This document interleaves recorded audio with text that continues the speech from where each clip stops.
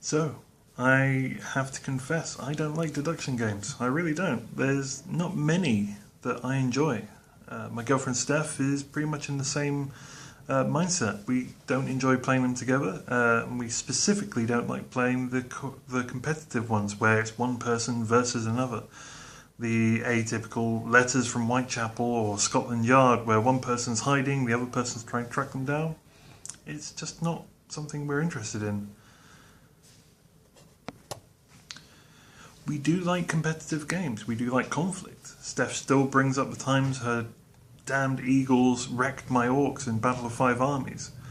And it's fair to say that when we're playing worker placement, we play it with a lot of swearing and a lot of blocking.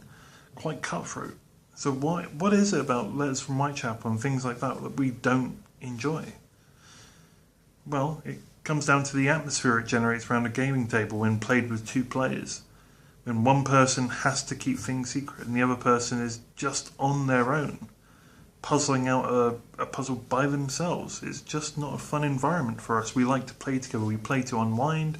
We play to enjoy each other. We play to unwind after work.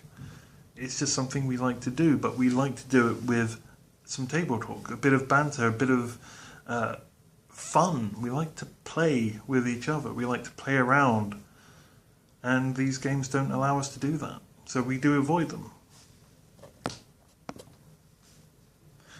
Typically, if a game has too much hidden information,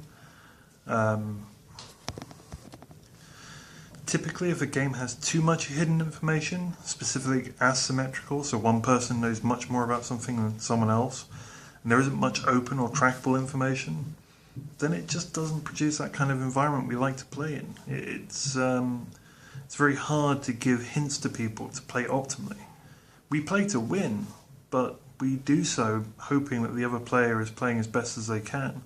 A victory just isn't a victory if the other person's forgotten to use a power or forgets to use a certain aspect of what they're doing. It makes teaching these games with two players very difficult, especially to do realistically without giving the whole game away. We just don't like these kind of claustrophobic, silent environments where one person's puzzling something out and the other person just sitting there waiting for it to all be over. We like our hidden information like Reese's peanut butter cups, just a light coating around a chewy, knowable information center that we can really play around with. It needs to be there, but it can't be the whole thing. It cannot just be a hidden information game. It's just not fun for us. There are some games with deductive elements that do work in just the manner I've said. There are some games that do work and we do enjoy. Mr. Jack Pocket is one great example of a small game that distills the best from the Mr. Jack line of games and just renders it a quick 15-minute logic puzzle that we can play together, and it has all the feeling of the Mr. Jack games, but with none of the downtime and none of the long-winded playtime, at least in our opinion. And if we talk about cooperative deduction games, they don't really feature high on our list either. We tend not to have many of them. I check my list and there's not many on there. Hanabi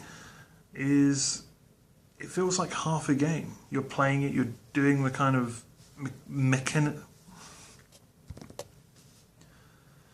Hanabi just feels like half a game to us. It's mechanisms and you play and it's silent and you say a few words to one another and you do a certain amount of stuff and that's it. That's not very interesting to us. We're particularly wanting something else to do, and there are games like Bomb Squad and Beyond Baker Street that seem to offer something more than just the basic experience, and those games are ones that we would be interested in, so we're waiting to play those. To carry on the sleuthing theme of games that actually appeal to us and involve deduction, it would be silly not to mention Sherlock Holmes Consulting Detective.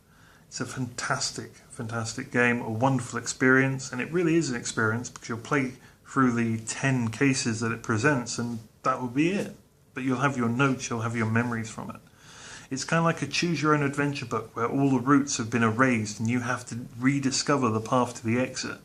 You have to find the true clues. You may disagree with the end of the book, and that's fine, but it's the experience of using your own mind to think out the box to try and get to the end before Sherlock.